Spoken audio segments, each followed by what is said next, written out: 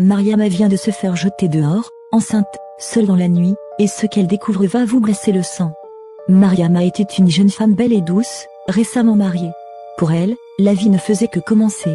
Quand elle découvrit sa grossesse, son cœur s'emplit de joie. Elle imaginait déjà serrer son enfant contre elle, construire une famille heureuse. Mais pour son mari, Mamadou, ce n'était pas la même histoire.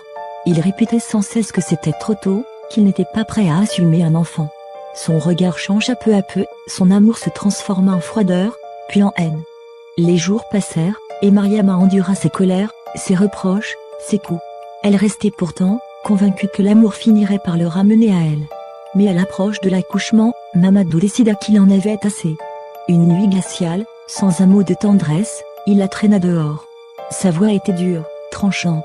« Va mettre cet enfant dehors, tu n'as plus ta place ici. » Mariama tomba à genoux, le ventre lourd, les larmes coulant sur son visage. Elle changlota. « Mais Mamadou, je n'ai nulle part où aller, mes parents sont morts, tu es tout ce qu'il me reste. » Il détourna le regard, insensible. Et il referma la porte derrière elle. Abandonnée, brisée, Mariama marcha des heures dans la nuit. Chaque pas était une torture, chaque souffle un supplice.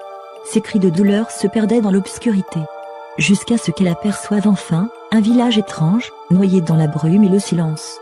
Mariama s'effondra aux portes de ce village. Ses douleurs étaient insupportables, elle criait à l'aide, mais personne ne répondait. Pas un bruit, pas un écho. Soudain, deux femmes apparurent. Leurs visages étaient fermés, leurs yeux étranges. Elles ne parlèrent pas. Elles ne crièrent pas. Elles se contentèrent de la relever et de l'emmener dans une case sombre. Là, dans un silence terrifiant, Mariama mit son enfant au monde. Ses cris résonnaient dans le vide, mais les deux femmes restaient muettes. Quand tout fut terminé, l'épuisement la submergea et elle perdit connaissance. À son réveil, elle était seule. La case semblait abandonnée, poussiéreuse, et son bébé avait disparu.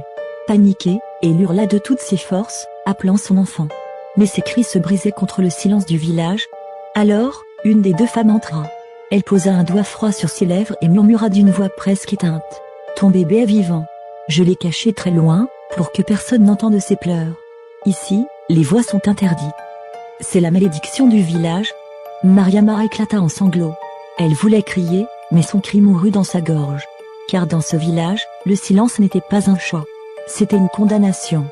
Que va-t-il arriver à Mariama et à son enfant? Pour le découvrir, abonne-toi maintenant et ne rate pas la partie 2.